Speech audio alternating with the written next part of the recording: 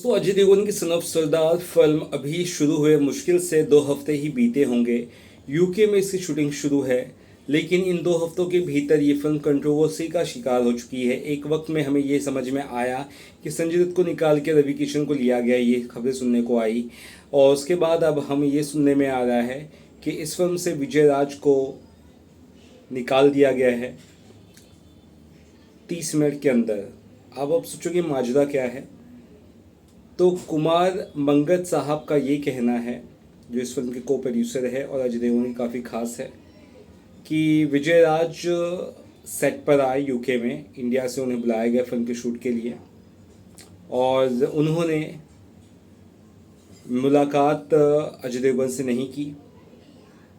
उनका professional behaviour सही नहीं था, ऐसी खबरें। क्योंकि ये खबर ऑफिशियल नहीं आई है, ये रिपोर्ट्स के अनुसार खबर आई है कि भाई सूत्रों के हवाले से पता चला है कि अजय देवगन ने से मुलाकात नहीं की विजय राज ने।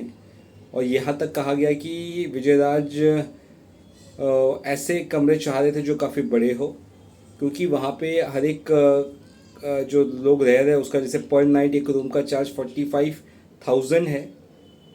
इतना एक्सपेंसिव है। ऐसे में विजय राज अनप्रोफेशनल बिहेव कर रहे थे, डिमांड ज़्यादा कर रहे थे घर की, और उनका अनप्रोफेशनल बिहेवियर की वजह से उन्हें फिल्म से बर्खास्त निकाल दिया गया है।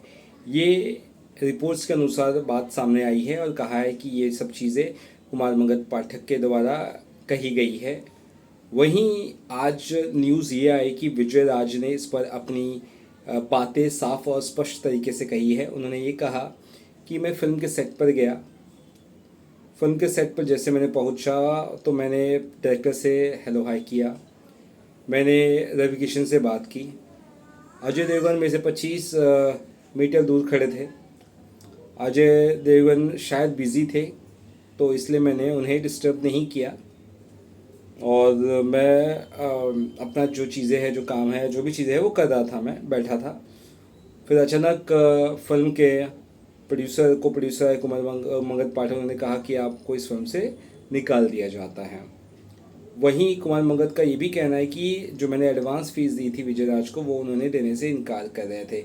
ये सब चीज़ें कही गई और यहाँ तक कहा गया कि जो स्पॉट बॉय था विजय राज का, वो एक्सपेंसिव काफ़ी था। हर दिन का वो 20,000 कॉस्ट कर रहा था ये सब चीज़ें। उसके अलावा उसने कुछ गलत बिहेवियर भी किया था उसके स्पॉट बॉय ने विजय राज के फिल्म के सेट पर। ये सब चीज़ें कह रही है कुमार मंगत पाठक की तरफ से कहा गया है, ऐसा रिपोर्ट्स कह रही है, हम नहीं कह रहे। विजय राज ने साफ कहा है कि अनप्रोफेशनल बिहेवियर कुछ नहीं था, बस मैंने सिर्फ आधे घंटे जब मैं पहुंचा उसमें आधे घंटे तक मैंने बात नहीं की, क्योंकि मैंने अपने तर्क बताया, अपने रीज़न बताई, क्योंकि मुझे लगा अजय देवगन बिजी है, बस उसी कारण की वजह से उन्हें निकाल दिया गया। तो विजय राज का ये स्टेटमेंट ये भी और इशारा करता है, इस भी और इशारा करता है कि विजय राज जो 1999 से फिल्म इंडस्ट्री में है, 25 साल उन्हें भी हो गए हैं, बहुत नया चेहरा नहीं है, बहुत उम्दा चेहरा, लोग जानते हैं उनकी परफॉर्मेंस वगैरह। और ऐसी अभी तक तो मुझे लगता नहीं कि कोई खबर सुनने में आई थी जिसमें विजय राज को लेकर ऐसा कुछ सुनने में कभी नहीं आया, मैंने तो कभी नहीं सुना।